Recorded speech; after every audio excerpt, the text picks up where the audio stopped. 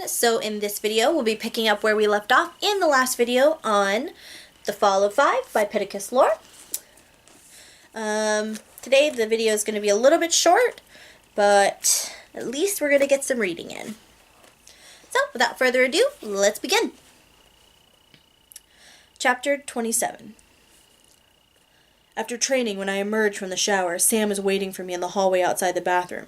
He's frowning, pretty much the same look he's had since after he captured the flag, like he just single-handedly lost the war for us instead of making one mistake in a training game. "I really screwed up out there," he says. "I can see why you're not bringing me to the Everglades." Once everyone was healed, the group came together to anonymously vote on flying to the Everglades tomorrow.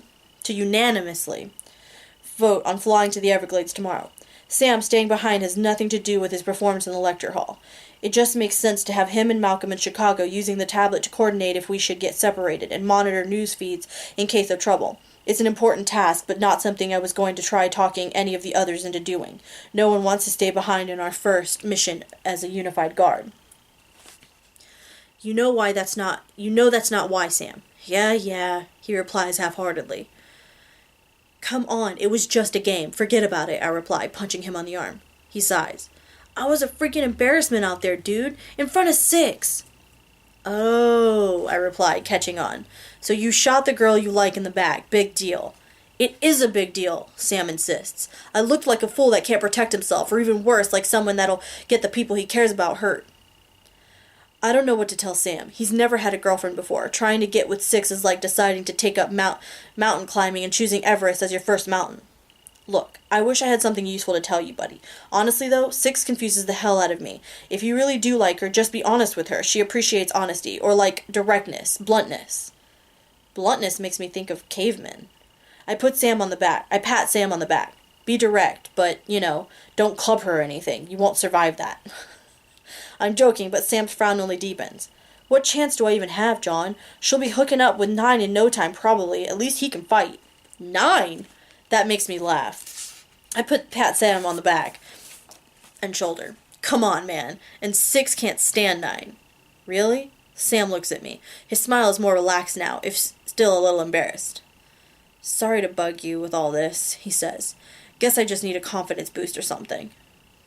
We're standing in front of my door now. I put my hands on Sam's shoulders, looking him in the eyes. "Sam, just go for it. What have you got to lose?" I leave Sam in the hallway to ponder his next move. I hope it works out for him. In a way, I think he and 6 would really work well together. But I don't want to spend any more time trying to play matchmaker. I've got more important things to worry about, not to mention a girlfriend of my own to think about. Sarah's waiting in my room, drying her hair with the towel. She gives me a knowing look after I've closed the door behind me, her face lit up by a playful smile. "That was some good advice," she says. I glance over my shoulder towards the hallway, wondering how much of my conversation with Sam she overheard. "You think so?" She nods. "Sam, all grown up, Emily would be heartbroken." It takes me a moment to remember Sarah's friend from Paradise, the one Sam had a crush on when we took the hayride together. It seems like such a long time ago. I hope I didn't just set Sam up to get his heart broken. "You think he really has a shot with 6? "Maybe," Sarah replies, walking over to me. Beneath that tough exterior, she's still a girl. Sam's cute and funny, and he obviously cares about her. What's not to like? She tosses her arms around my neck, and I pull her close. "Maybe you should give him some advice on how to charm us Lorik. You're pretty good at it." "Am I?" she replies, wiggling her eyebrows. She presses a lingering kiss to my lips, her fingers curling through my hair. In that moment, I totally forget about Sam and all the serious problems we're facing. It's amazing. I wish I could live in that kiss. Slowly, Sarah pulls away and looks up at me, smiling. "That's for shooting at you." "If that's what I get, you can shoot at me anytime." "So, what's next today?" Sarah asks, ticking my usual tasks off her fingers. "More planning, map drawing, world saving?" I shake my head. "I was thinking we could get out of here." Sarah and I end up walking over to the Lincoln Park Zoo. I've spent plenty of time on the roof of the John Hancock Center, so it's not like I've been totally cooped up since we returned to Chicago. Still, it's different to experience the city down here with the people. Even with all the car fumes and trash smells you get in a big city, the air still seems fresher somehow. Maybe it's just that I feel free, more alive down here than when I'm up on the roof with my troubles. With Sarah's hand in the crook of my elbow, it's possible to imagine we're just a normal couple on a date. That's not to say I'm not cautious. I'm wearing my bracelet underneath a light jacket just in case it should pick up any signs of danger. We stop in front of the lion enclosure, but we can't see anything except the golden-furred butt of a lion dozing off behind a chewed-up tire. That's the bummer about zoos, Sarah says.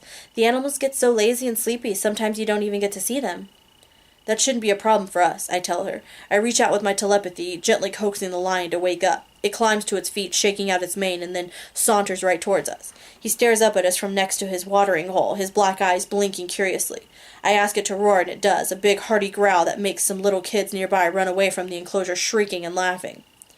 Good boy, I whisper. Sarah squeezes my arm. You're a regular Dr. Dolittle, she says. If you ever need to go into hiding again, the circus would be perfect. I use my animal telepathy and a few other cages. I encourage a bored-looking seal to put on an impromptu show with a beach ball. I ask the monkeys to come right up and press their hands against the glass so that Sarah can give them little high fives. It's good practice for a legacy that I usually only use to communicate with BK. The zoo starts closing around sunset. As Sarah and I wander towards the exit, she puts her head on my shoulder and sighs. I can tell there's something on her mind. I need more days like this with you, she says. I know, I want that too. Once we've defeated the Mogs, I promise we'll have all the time in the world. Sarah gets a distant look on her face, almost as if she's imagining that future and it doesn't necessarily excite her. What happens after, though? You go back to Lorien, right? Hopefully. We still need to find a way back, and we need to hope Malcolm is right about these phoenix things contained in our chests, that we have enough of them, and that they're capable of restoring our planet. And you want me to come with you? Of course, I reply instantly. I don't want to go anywhere without you. Sarah smiles at me with an edge of sadness that I didn't expect. You're sweet, John, but I don't mean this like our round-trip game with Six. I mean for real. Would we ever come back, Sarah asks, to Earth? Yeah, of course, I say, because I know that's what I should say in this situation, even though I'm not sure it's actually true. I look down at my feet. I'm sure we'd come back. Seriously? Years in a spaceship, John? Don't get me wrong, part of me really wants to go. It's not every girl that has a boyfriend asking to take her to another galaxy, but I have a family here, John. I know they're not like on a level of restoring an entire planet to its former glory, but they're pretty important to me. I'm frowning now, my good mood turning into something else. It's a sad feeling, a lost feeling. I don't want to take you away from your family, Sarah. Returning to Lorien, it's supposed to be a good thing, a triumphant thing. I hesitate, trying to find words to articulate what I'm feeling.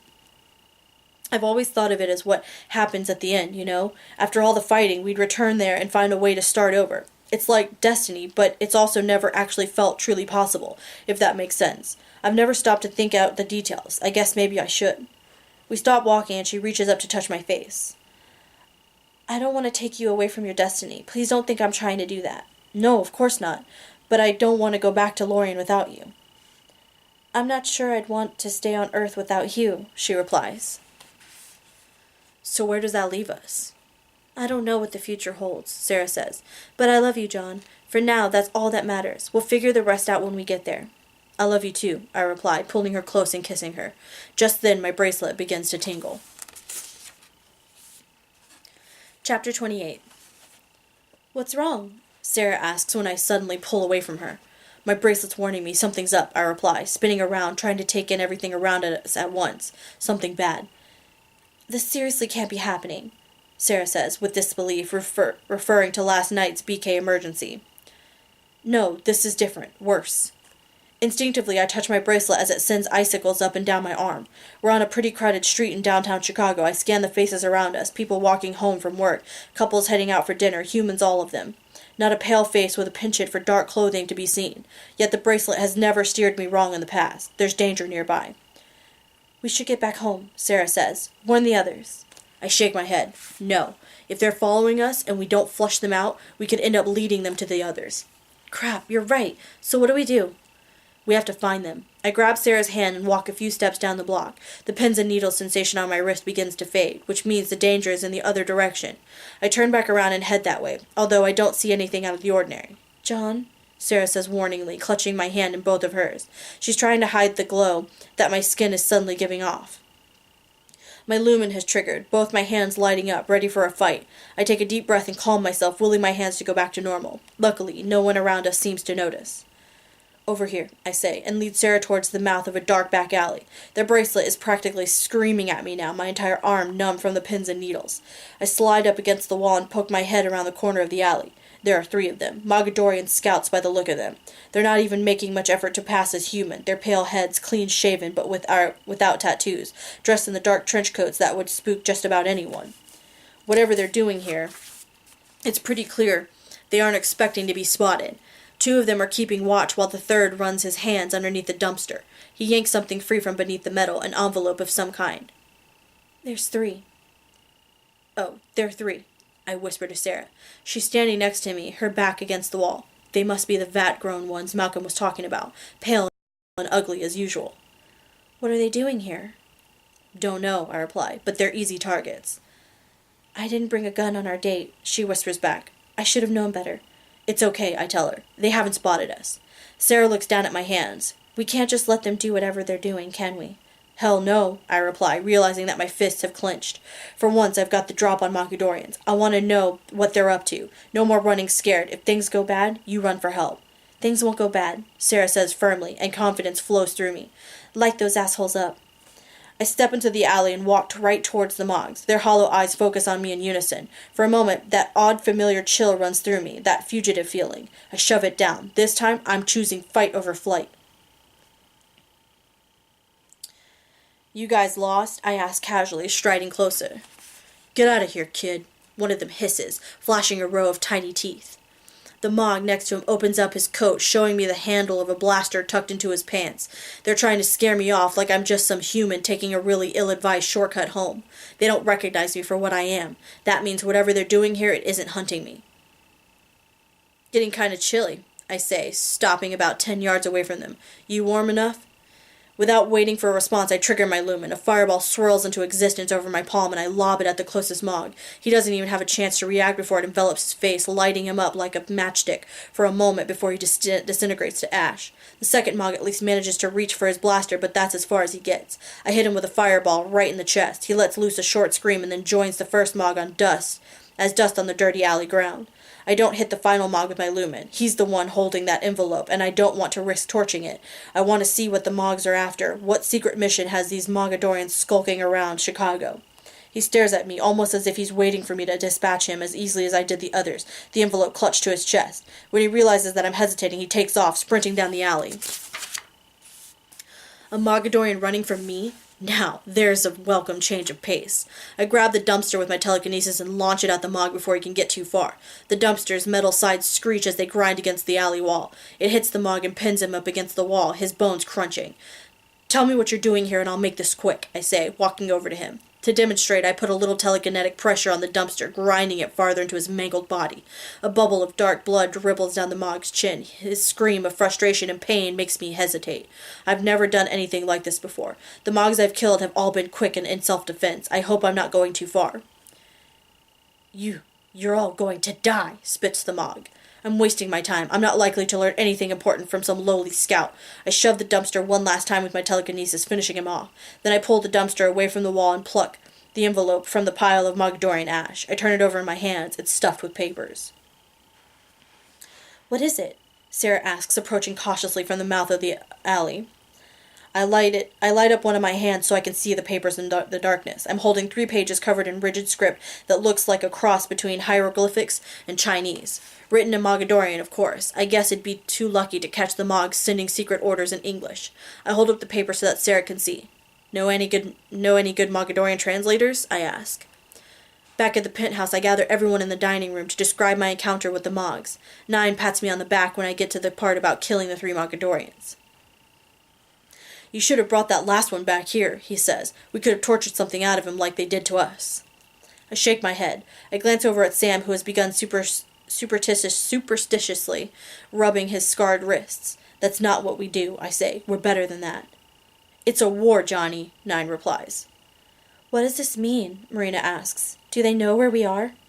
I doubt it, I say. If they were here for us, they'd have sent more than 3. They didn't even recognize me when I approached. Yeah, and you're a famous Mogadorian killer, says 8. Weird. They'd have come by now if they were coming, Six adds. They aren't exactly known for their subtlety. We need to figure out what these papers say. It could be some kind of invasion plan. Just like my dream, whispers Ella. The papers in question are being passed around the table, everyone taking a look at the meaningless symbols on the pages. Malcolm takes the papers, frowning. I spent time in captivity, but I never learned their language. Pretty sure there's some translating software in Sanders' computer, offers Nine. Doubt it has Mogadorian, though. Malcolm runs a hand over his beard, still looking over the papers. There are patterns here, like with all languages. This can be cracked. If you show me that software, I may be able to use it. Everyone around the table looks nervous. It's the first whiff of the Mogadorians we've had since battling them in Arkansas. This doesn't change anything, I say. Whatever is in these documents, I'm sure it's something the Mogadorians don't want us to know. It's something we can use to our advantage. But until we know for sure, we press on with the plan we've already made. Get some rest, everyone. We leave for Florida in the morning. Chapter 29. I stand over my father's shoulder as he scans the Mogadorian documents into Sanders' computer system. Once the documents are scanned, my dad loads up some translating software along with some kind of hacker program that's supposed to be able to crack through firewalls and crap like that. Do you think you'll be able to translate it? I ask. The first step was figuring out which program to use. And did you? I noticed that my dad's opened and minimized a copy of iTunes. I tapped a screen. Were you going to listen to some music? They didn't have iTunes when I was taken. I thought it might. My dad shrugged self-deprecatingly. I'll admit to some trial and error, okay? So now what? I'm approaching it from every angle. All languages, even alien ones, share some commonalities. It's just a matter of isolating one and using it to decode the rest of the writing. He looks over his shoulder at me. This is pretty boring stuff, Sam.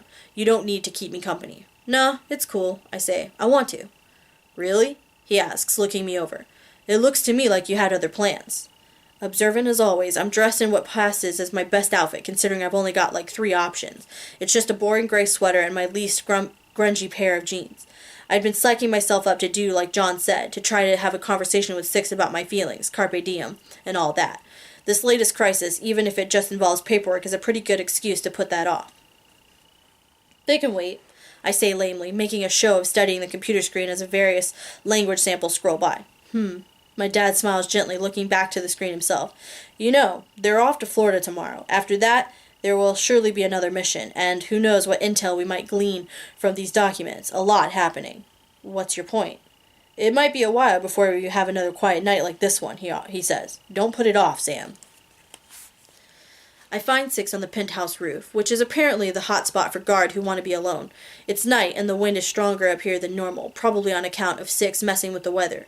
Both her hands are raised, and she moves them back and forth, and the sky responds. It reminds me of art class, the way paint would swirl together when we mixed watercolors. Six is doing that to the clouds. If there are any weathermen watching the skies tonight, they're probably pretty freaked out.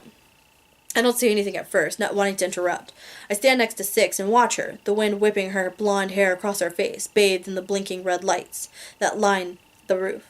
There's a small smile creeping up on her corners of her mouth. If I didn't know her better, I'd say Six was actually feeling content. Slowly, almost like she regrets stopping, Six lowers her hands and looks at me.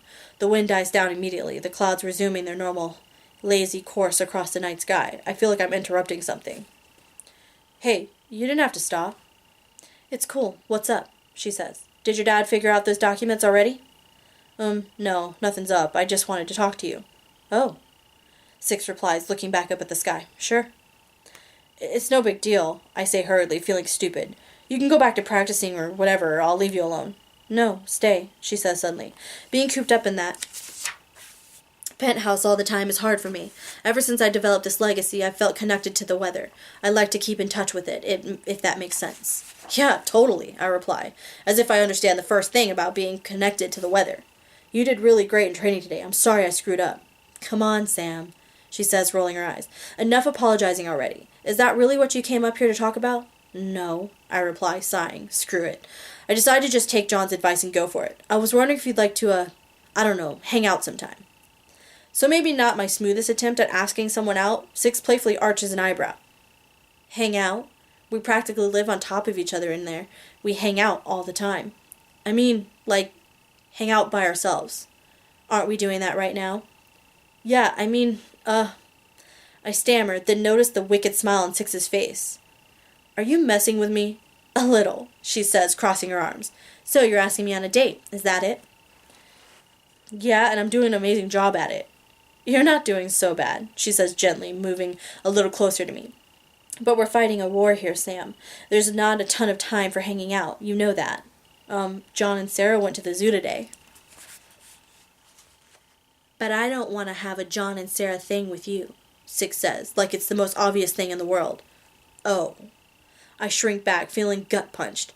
I just thought, when you went to Spain, John told me how you felt about me, and back in Arkansas, the way we hugged. Crap, I'm an idiot. I should have known you wouldn't be interested in someone like me. Whoa there, Six says, grabbing my hand before I can make a break for the door. I'm sorry, Sam. I didn't mean it like that. I do like you. You just don't like me in that way, I say, filling in the rest of the classic line. I didn't say that. I do. Well, I might. Six throws her hands up. I don't know. Look, it's just John and Sarah, they think it makes things easier for them, but it doesn't. It just causes trouble. They seem happy to me, I reply. Sure, right now, Six says. But what about when something happens? You know, John's a good leader and all, but he's not a realist. Do you think we're going to fight an entire army of Mogadorians without some casualties? Geez, that's dark. It's the truth. Everything's going to go to shit eventually, Sam. She reaches out and plucks a loose thread off the front of my sweater. I wish you'd stay away from us. Go somewhere safe. When it's over, maybe things could be different. I let loose with an incredulous laugh. Seriously? That's like the kind of crap that Spider-Man tells Mary Jane when he's trying to break it off with her. Do you know how embarrassing it is to be talked to like I'm some superhero's girlfriend? Six laughs too, shaking her head. I'm sorry. I didn't mean it that way. I'm just realizing what a hypocrite I'm being. This is exactly the opposite of the advice I gave to John about Sarah. Maybe you're right and things are going to get bad, I say, but that doesn't mean you should cut yourself off. Being all about the war all the time, that can't be good. Maybe you should spend like 95% of your time as Six and 5% with me being Marin. I didn't plan that little speech. Six's odd old human name just popped out. Her mouth opens a bit, but she doesn't say anything at first, the name catching her off guard. Marin, she whispers. I'm not sure I even remember how to be her. There's something in the way she's looking at me now, almost like she's throwing caution to the wind. It's not the sort of devil-may-care look I'd expect from Six, but it's something more vulnerable. Like she's decided to drop her guard just a little. I don't let go of her hand.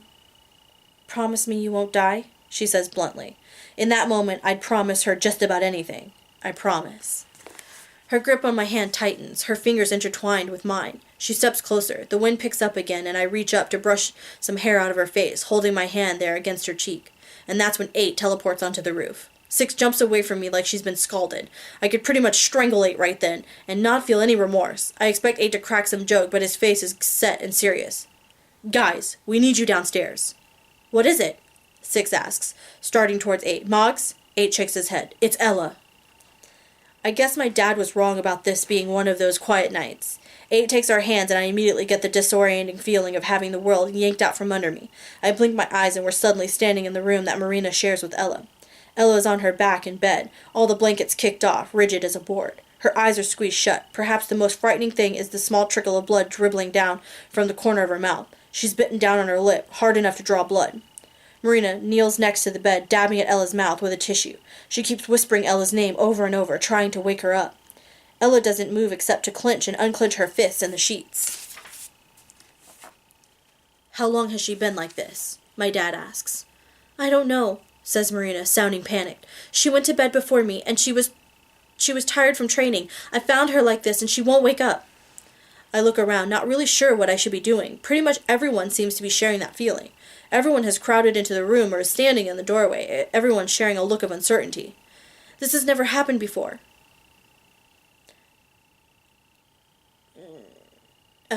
You were here for the worst one, when she was screaming, she answers. She's always woken up before. I don't like this, grumbles 9 from the doorway. Bernie Kosar seems to agree. He stands at the foot of the bed, sniffing the air like a guard dog catching a bad scent. She's sweating so much, says Marina. Some kind of fever? John asks. It was never like this during my visions, 8 says. You guys? John and 9 both shake their heads. Marina grabs a towel from a nightstand drawer and begins to dab at Ella's forehead. Her hands are shaking so badly that Sarah eases the towel away from her. "Here," she says. "Let me do it." 8 puts his arm around Marina as she steps back from the bed, rubbing her back. Marina leans against him gratefully. "Should we try healing her?" 6 asks. "Or using one of the healing stones?" "There's nothing to heal," John replies. "Not that we can see anyway, and using the stone, who knows what might happen. What with it doubling the pain and all." "Did you try just prying her eyes open?" suggests 5. Everyone gives him a strange look, like it's a callous suggestion, but it actually doesn't seem much worse than letting Ella suffer through whatever nightmare she's having. "What, you guys have a better idea?" Gently, my father peels back one of Ella's eyelids. Her eye is completely rolled back in her head. We can only see the whites. I remember the time I got knocked off the rope in a gym class by Mark James and had to get a concussion test. They shined a flashlight in my eyes. "John, maybe you could use your lumen," I suggest. "It's bright. It might wake her up." John reaches over, lighting up his hand like a flashlight and shining it into Ella's eye. For a moment her body stops, its constant twitching, and she seems to relax. "Something's happening," I breathe. "Ella, wake up," urges Marina.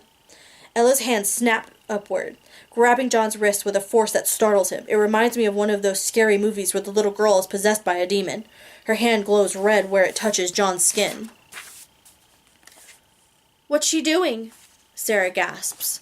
For a moment, John looks puzzled. He starts to say something, but his eyes roll back in his head and his body contorts, like all his muscles are cramping up at once. Then, as if all the tension goes out of him, he collapses like a puppet with his strings cut right onto the floor next to Ella's bed. "John!" Sarah shouts.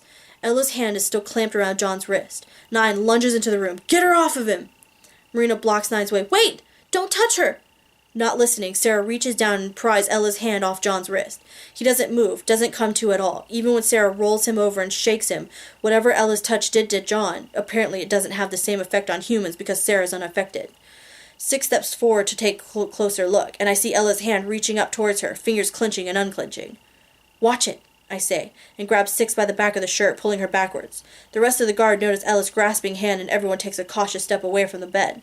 As soon as there aren't any guard within reach, her hand drops lifelessly back to the bed. She looks just like she did before, trapped in a nightmare, except now John has joined her. "What the hell is going on?" 9 asks. "She did something to him," breathes 5. Sarah cradles John's head in her lap, stroking his hair. Nearby, my dad gently lifts Ella's hands and tucks them under the covers. I look over at the guard. They're used to being on the run, to physical threats that they can fight and destroy. But how are they supposed to escape or defeat something that attacks them from within? Alright, that's it for this video. We'll pick back up in the next video on chapter 30. I know it was a bit of a short little read this time, but hopefully you can forgive me. I am trying to keep up pretty good with it, but I do have a lot of stuff that I have to get done today, so that's why the videos are just a little short. But that's it for now. Until next time, reading by Reed. Bye, guys!